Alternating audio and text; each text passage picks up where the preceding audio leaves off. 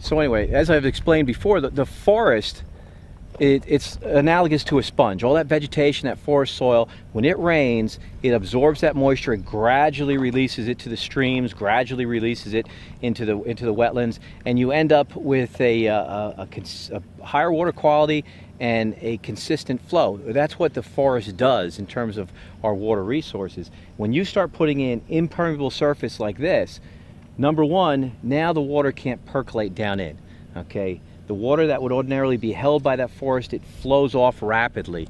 And so you get a change in the recharge of the groundwater, and you get a change in the surface flow patterns.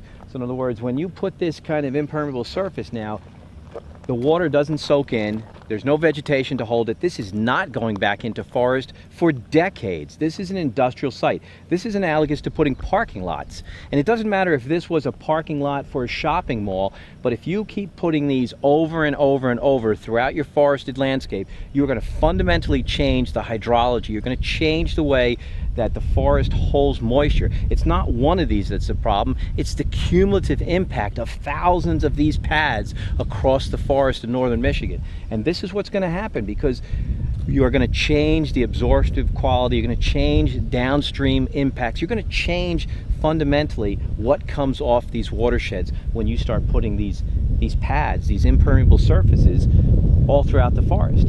And I mean, to think of it very simply, who wants to drink the water off of a parking lot?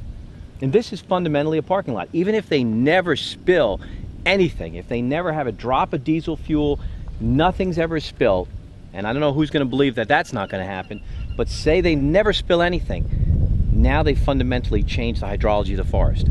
And it's the cumulative impact of all this impermeable surface scattered throughout the forest, thousands of these pads, which is going to fundamentally change the nature of the watersheds in northern Michigan, because the forest, the landscape of the forest is critical to our water resources. There's a direct connection. You do this, you're going to have downstream impacts. You're going to have impacts to water quality in lakes. That is a given. The science shows us that. Doesn't matter if it's natural gas or a shopping mall. This kind of impermeable surface is fundamentally incompatible. And they will tell you they're going to reclaim this. They're not going to reclaim it.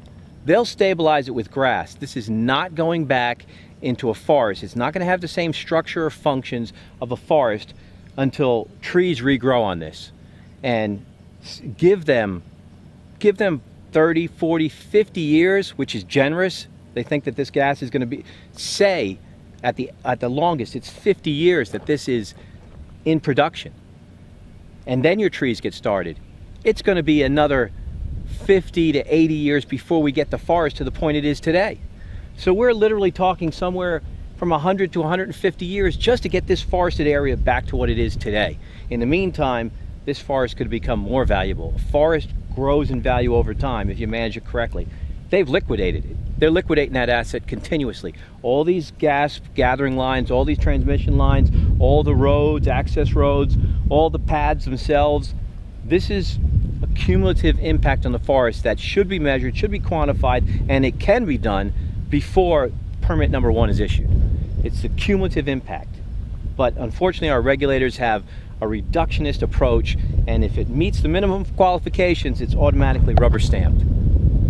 No cumulative impact analysis on water quality, on land, on habitat, on air quality, no cumulative impacts analysis, which guarantees degradation of the resource and negative impacts to people who live in the area or downstream and enjoy this resource or need this resource for their basic lives.